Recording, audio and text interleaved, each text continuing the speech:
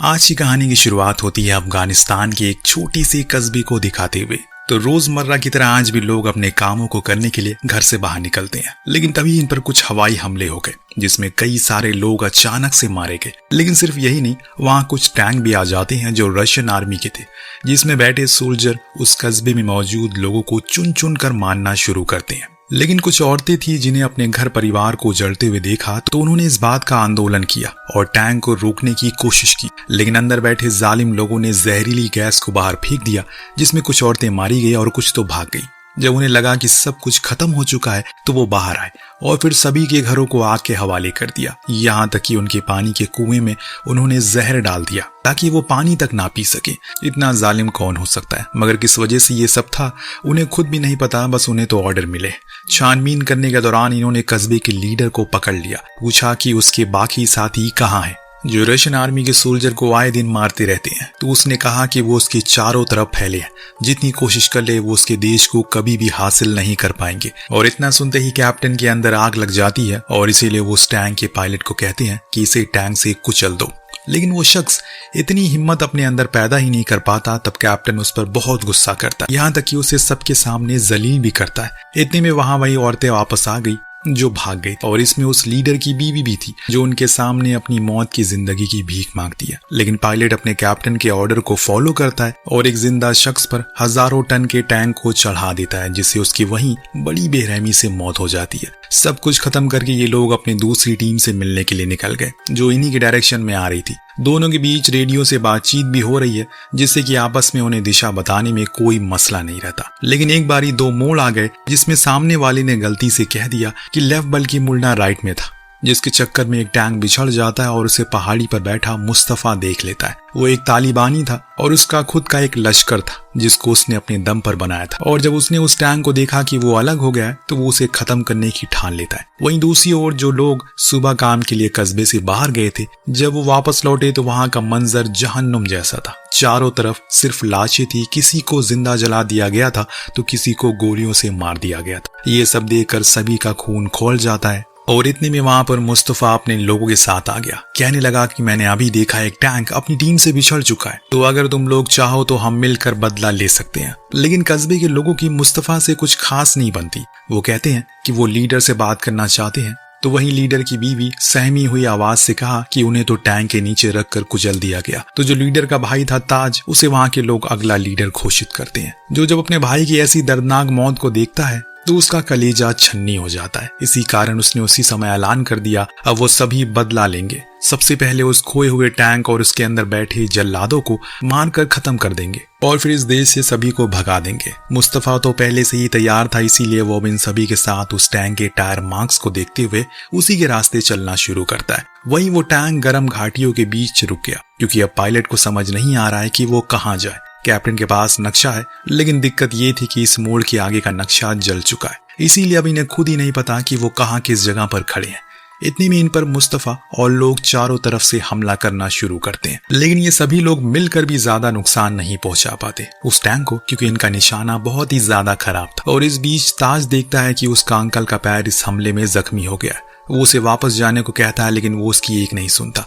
उनका कहना था कि वो पठान है और पठान कभी पीठ पर गोली नहीं खाते। उसकी इसी हिम्मत ने सभी के अंदर जान फूंक दी। अब ये लोग पैदल ही उस टायर मार्क्स का पीछा करना शुरू करते हैं। लेकिन अफगानिस्तान की ऊंची ऊंची घाटियों में जिंदा रह पाना खुद से भी ज्यादा मुश्किल होता है, इसीलिए सभी बहुत ज्यादा थक जाते हैं। और इन्हीं में से एक था वो बहुत प्यासा था। तभी उसके पास में ही पानी का स्रोत मिलता है, जिसके अंदर मुंह डालकर वो तेजी से पानी पीने लगता है। तभी पीछे से मुस्तफा ने आकर उसे रोकने की कोशिश की, लेकिन तब तक वो पानी पी चुका था। दरअसल दोस्तों, रशियन ने इसमें जहर मिलाया था, जिसकी बोतल वहीं पास में ही फेंकी हुई वो शख्स तड़प तड़प कर मर जाता है। और ये लोग कुछ भी नहीं कर पाते। ये सब कुछ दूर से छुप रहे रशियन कैप्टन देख रहा था। वो तुरंत ही तोप चलाने का ऑर्डर देता है, लेकिन किसी तकनीकी खराबी के कारण तोप का गोला टैंक में ही अटक जाता है, जिससे डर कर सभी बाहर भाग जाते हैं, क्योंकि ऐसे हालातों में वो गोला टैंक के अंदर ही फट सकता है। लेकिन कुछ देर इंतजार करने के बाद जब कुछ नहीं हुआ तो कैप्टन ने जो गोला दागने वाले सोल्जर था उससे कहा कि तुम जाकर उसे बाहर निकालो। लेकिन वो जाने से डर रहा था, इसीलिए पायलट ने उसका साथ दिया और साथ चलने को राजी हो गया। अब जब ये लोग टैंक में गए तो कैप्टन ने कहा कि हो सकती समद ने जानबूझकर तोप में कुछ गड़बड़ी कर दी, जिससे कि गोला फंस गया होगा, क्योंकि वो भी एक अफगानी है और उसे तो अपने देश से प्यार होगा ही। दरअसल समद इसी टैंक में ही इन्हीं लोगों के साथ है जो ट्रांसलेशन का काम करता है, और अब जो गोला फटा नहीं था तो उसे ये बाहर ला कर रख देते हैं। उसके नीचे एक ग्रेनेड भी रख दिया जाता है, जिससे हुआ ये कि ये सब वहां सभी लोग पहुंचे तो उनमें से एक ने उस बम को उठा लिया और ये देखने के लिए कि ये क्या है, क्या ये उनके काम आ सकता है। लेकिन तभी वो ग्रेनेड फट जाता है, जिससे उसकी बहुत ही दर्दनाक मौत होती है। तो यहाँ टैंक के पीछे सिर्फ मर्द ही नहीं बल्कि वो सारी विधवाएं भी थी जिनके पति इस नफरत की जंग में शहीद हो गए थे। उन्हें भी बदला चाहिए था किसी भी हाल में। चलते चलते रात हो जाती है और इसीलिए ये लोग एक जगह रुक कर थोड़ा आराम करने का सोचे। इस बीच समद और पायलट के बीच काफी बातें हुई, जिसमें उसने उसे अपने कल्चर के बारे में काफी कुछ बताया, जिसमें सबसे अहम चीज थी इज्जत, जो एक अफगानी के लिए सबसे महत्वपूर्ण होती है। पायलट भी उसकी बातों का सम्मान करता है। इतनी में उनके ग्रुप में दो लोगों के बीच झड़प भी हो जाती है, जिसे कैप्टन सॉर्टेड करता है। और इस चीज को जब पायलट को रिपोर्ट में लिखने का कहा तो कैप्टन ने आकर उसे रोक दिया। वो नहीं चाहता कि जब ये रिपोर्ट बाहर जाएगी तो उसकी बेइज्जती ना हो, इसीलिए उसने वो रिपोर्ट पेपर ही फाड़ दिया। लेकिन इन सब के बीच इन पर हमला हो जाता है। अब ये फौरन वहां से बाहर निकलते हैं, क्योंकि रात के अंधेरे में लड़ना बहुत मुश्किल है। काफी देर ऐसी ही अनजान दिशा में भटकने के बाद इन्होंने एक जगह पर अपने टैंक को रोक दिया। बाहर आकर उस जगह के आसपास काफी सारे ग्रेनेड लगा दिए, ताकि अगर दुश्मन इन पर हमला करने की कोशिश भी करे तो मारा जाए। इतनी में अचानक से इन्होंने देखा रडार पर किसी के आने का अंदेशा है। कैप्टन ने समद को बाहर जाकर देखने को कहा वहां पर क्या है। हालांकि उसकी इस हरकत से कोई खुश नहीं था, लेकिन कैप्टन का कहना है कि वो गद्दार है और उसे उसके कर्मों की सजा वो जल्द ही देगा। इतने में समद वापस आ गया। उसका कहना था कि बाहर कुछ हिरन का झुंड था जो कि मंडरा रहा है और कोई नहीं है वहां पर। तो यहाँ कैप्टन ने उन्हें भी मार डाला। अब जब सुबह होने पर मुस्तफा और बाकी के लोग वहां पहुंचे तो उन्होंने उन मरे हुए हिरनों को देखकर और दुख जताया, क्योंकि जंग में इनकी क्या ही गलती थी। उधर वो लोग एक झील के पास पहुंचते हैं, जिसकी गहराई नापने के लिए कैप्टन समद को भेजता है। वो जाने लगा, तभी वो पीछे से उसे शूट करके खत्म कर देता है। अब दोस्तों उसकी इस हरकत को पायलट अपनी रिपोर्ट में गुस्से में लिखना शुरू करता है, जो चीज कैप्टन को पसंद नहीं आती, इसीलिए इनके बीच में फिर से बहस हो जाती है। अब ये सभी उस टैंक को झील में उतार कर आगे बढ़ गए, लेकिन कुछ दूर जाने पर इनके टैंक ने जवाब दे दिया। पायलट का कहना था कि इसे लिक्विड फ्यूल की जरूरत है, जो कि उनके पास नहीं है। ऊपर से अब इसकी बैटरी भी खत्म हो चुकी है, इसीलिए बेहतर है कि अब हम इसे यहीं पर छोड़कर और आगे पैदल चले। कैप्टन को लगता है कि पायलट जानबूझकर ये कर रहा है, क्योंकि उन्होंने उसके दोस्त को जो मार दिया था, इसी चक्कर में दोनों में एक दूसरे पर बंदूक तान दी। लेकिन कैप्टन के साथ बाकी के जवान थे जो उसके ऑर्डर को फॉलो करते हैं और पायलट को वहीं एक चट्टान पर रस्सियों से बांध देते हैं और उसके सर को नीचे ग्रेनेड रखकर वहां से चले जाते हैं। बेचारा पायलट उसी गर्मी में भूखा प्यासा बंधा रहता है, पर जो आखिरी सिपाही था वो उसे अलविदा कहने आया था। उसने कहा कि अब अगला शिकार वो तुम्हें बनाएंगे, इसीलिए बेहतर है कि तुम खुद को आजाद कर लो, उसे खत्म कर दो, देन आकर मेरी जान भी बचा लो। लेकिन वो सिपाही बिना कुछ कहे वहां से चला जाता है। टैंक लेकर ये लोग आगे बढ़ रहे हैं। बीच में कैप्टन ने पायलट की रिपोर्ट डायरी को भी बाहर फेंक दिया। वो नहीं चाहता किसी को इस सच के बारे में पता चले। इस बीच हम ताज के अंकल को देखते हैं, जिनके जख्म ने उन्हें एक और कदम के लिए मजबूर कर दिया। वो वहीं पर रुक गए और वहां कुछ औरतें मिली जो उस टैंक का पीछा कर रही हैं। अंकल ने उनसे पूछा, तुम बिना हथियार के कैसे उस टैंक को नष्ट करोगी? तो लीडर की पत्नी ने अपने हाथ में रखे कुछ ग्रेनेड को दिखाया, कहा कि इससे बड़ा हथियार हमारा गर्म खून है, जिसे हम किसी को भी जला सकते हैं। अंकल उन्हें वापस जाने को कहते हैं, क्योंकि रशियन बहुत ही जालिम है, वो कुछ भी कर सकते हैं। पर वो औरतें गई नहीं बल्कि आगे बढ़ गई। इधर पायलट के पास कुछ भेड़िया आ गए, जिनसे बचने के चक्कर में उसने अपना सर उठा दिया। इससे वो जो ग्रेनेड था वो नीचे गिर गया और वहीं फट गया। इसमें कई सारे भेड़िया तो मारे जाते हैं, लेकिन वो बच गया। अगर वो उसके सर के पास ही फटता तो उसके लिए शायद मौत तय थी। तभी वहां पर वो औरतें पहुंच गई, जिन्होंने उसे पत्थर से मारना शुरू कर दिया। अब यहाँ सदम ने पायलट को टूटी फूटी अफगानी जरूर सीखा, जिसके कारण वो उन्हें रुकने को कहता है, लेकिन वो मानने को राजी नहीं थी। तभी वहां मुस्तफा और बाकी के लोग पहुंच जाते हैं, जिन्होंने उन सभी को रुक जाने को बोला और ना चाहते हुए पायलट को आजाद कर दिया, क्योंकि वो उन्हें अपने काम का लग रहा था। और ऊपर से उसे अफगानी भी आती थी। रात होने पर मुस्तफा और बाकी लोग एक गुफा में रुकते हैं, जहां मुस्तफा उसे इशारों में कहता है, क्या तुम मेरी आरपीजी को ठीक कर दोगे? तो वो हाँ में जवाब देता है। इसके बाद वो उसे ठीक करने में लग गया, जो देख सभी हैरान थे, क्योंकि अभी तक किसी ने भी ये नहीं किया था। वेल्ताज ने कहा कि ये हमारे बहुत काम का है, क्योंकि इसे आरपीजी चलानी भी आती है, जिससे कि हम उस टैंक को नष्ट कर सकते हैं। पायलट भी इस बात से राजी होता है उस टैंक को खत्म करने के लिए, क्योंकि वो कैप्टन से सख्त नफरत करता है। उन दोनों के लिए जंग के वसूल एकदम अलग है, इसीलिए वह उसे बदला लेगा।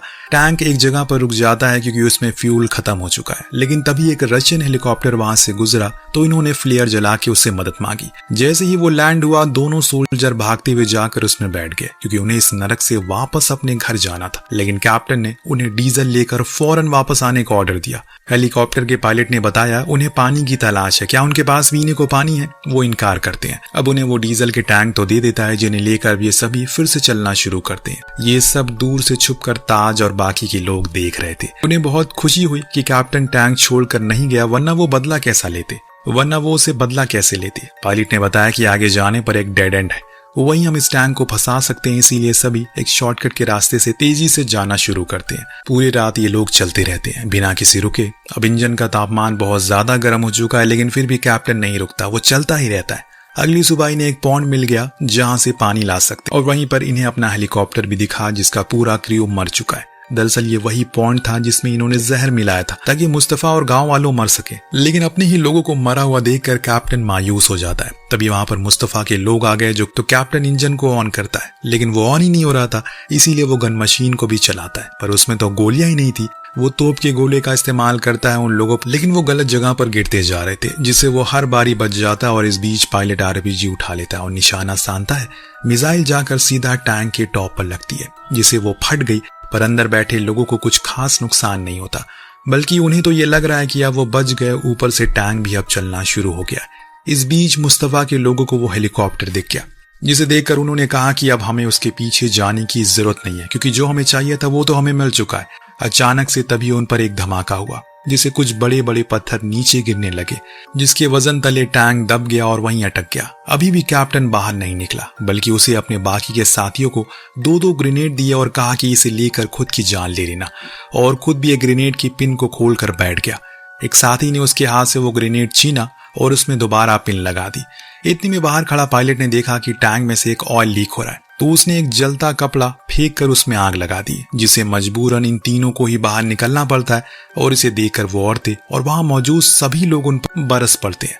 तभी कैप्टन और बाकी के 2 जवान थे, वो जिंदगी की भीख उनसे मांगने लगते हैं। ये परंपरा है अफगानिस्तान में, अगर कोई भी आपसे अभय मांगता है, फिर चाहे वो आपका कितना ही बड़ा दुश्मन क्यों ना हो, वो उसे छोड़ दिया जाता है। इसीलिए अब इन्हें मजबूरन उन्हें छोड़ना ही पड़ा। पर इस चीज से वो औरतें खुश नहीं थी, क्योंकि उन्हें तो बदला चाहिए था जो लेना था, पर अब इन तीनों को जाने दिया जाता है। इस बीच वहां एक रशियन हेलीकॉप्टर आ गया, जिसे देखकर सभी छुप गए, लेकिन पायलट वही खड़ा रहा।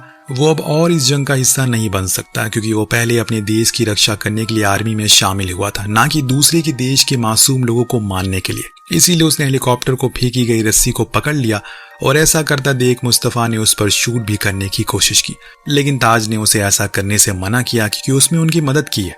दूसरे सीन में ये तीनों ही उसी मोड़ पर पहुंच गए जहां एक गलत टर्न ने इनके लिए एक सफर जहन्नुम बना दिया। तभी अचानक से वहां पर वही औरतें आ गई, जिसमें से सबसे आगे थी लीडर की बीवी, जो अपने पति के कातिल को जाने तो नहीं दे सकती। उसने कैप्टन को पत्थरों से मार मार कर जान से मार डाला। अब जाकर उसके कलीजे को फाइनली ठंडक मिली, और बाकी के जो दोनों लोग थे वो भाग निकले।